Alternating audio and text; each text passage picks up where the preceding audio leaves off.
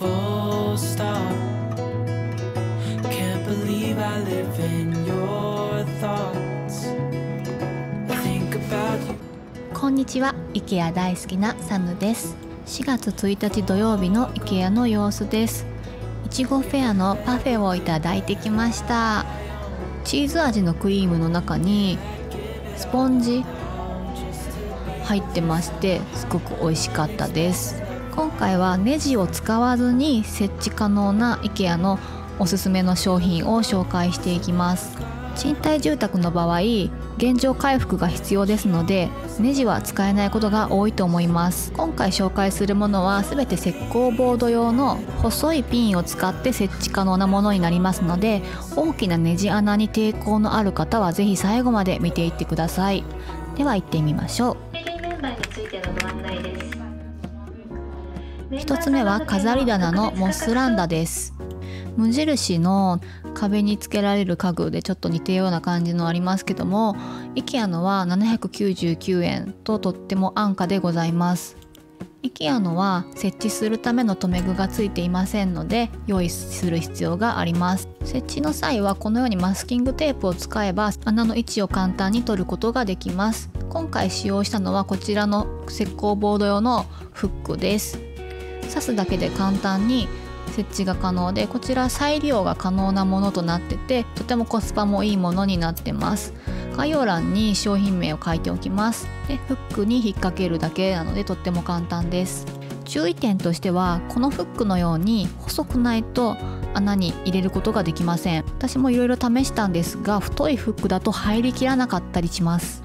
またこちらのフックは1個あたり3キロの耐荷重しかないので、あんまり強くないのでちょっと飾りを置く程度にしています。800円で安くて簡単に設置できますのでとっても気に入っています。続きましてはホワイトボード、メモボードのスベンソースです。子どもの学校の予定表などを掲示するのに使っています。 A4 サイズが3枚ほど貼ることができます。この事務所感のないデザインが最高なんですよね。設置もとっても簡単で、先ほど使用したフックと同じシリーズのもので、こちらは1個で7キロまで OK のものになっています。この裏の縁の部分をこのフックの上の白い部分の上に引っ掛けているだけです。このフックは先ほども申し上げた通り何度も使うことができますので、また違う場所に設置し直すことも手軽にすることができます。こちらの商品はメモボードですので、ホワイトボードみたいに書いて消すことができます。こちらは IKEA のマグネット式のペンホルダーです。こちらマグネットが強くておすすめです。続きましては有効ボードのスコーディスです。こちらは付属品のパーツがいろいろあって多用途に使うことができるのでとってもおすすめです。こちらもネジを使わずに設置することができます。私はデスクの横で使っているんですけども、パッと取ることができて便利です。留め具はこういうのを使ってまして、長くはないんですけど釘っぽい穴が開きますので、賃貸の方は事前に確認された方がいいかもしれません。子供部屋でも使ってまして、こちらは壁ではなく棚の方に設置しています。これなら壁を傷つけることはありません。詳しい設置の仕方は別の動画で紹介していますので、もしよかったらそちらもご覧になってください。続きましてはネレビです。これはキッチンコーナーで収納に使うレールなんですけども、ホワイトのスチールとバーチの組み合わせがすっごく可愛いのでキッチンに限らず使うことができます。こんなしっかりしたスチールとバーチ材の組み合わせでお値段699円ってめちゃくちゃいいですよね。で、今回使う留め具は1個あたり耐荷重が7キロです。フックは使わずに留め具の部分だけを使います。この上につけるキャップみたいなのも今回使った留め具に付属してますので、見た目も非常に馴染みますよね。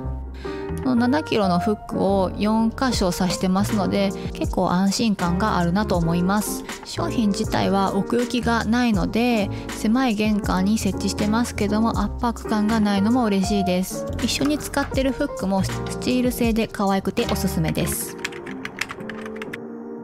続きましては鏡を2つ紹介したいと思います。 IKEA には安くて可愛い鏡がたくさんあります。こちらは前回も紹介した新商品のミラーです。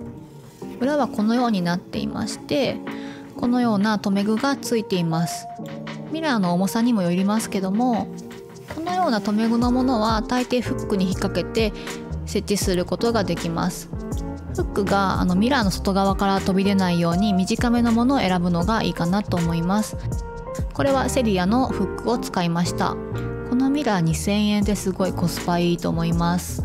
でこちらのミラーも同じように石膏ボードのピンで引っ掛けて設置することができます。こちら裏はこんな風になってまして、結構縁と穴の位置が近いので、こちらも短めのフックを使うのがいいと思います。私の場合はコンクリートの壁だったのでこのフックを使いました。コンクリートの壁で何もつけられないって困ってる方はこれ使ってみてください。このミラー自体は5キロないぐらいの重さです。こちらのリンドビーンは細いフレームなのですっきりしたデザインなのが特徴です。 IKEA は他にもたくさんミラー売ってますので、ぜひチェックしてみてください。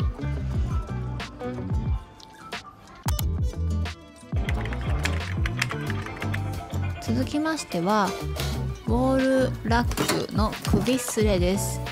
まずですね、重いです。これ単体で2キロ以上あります。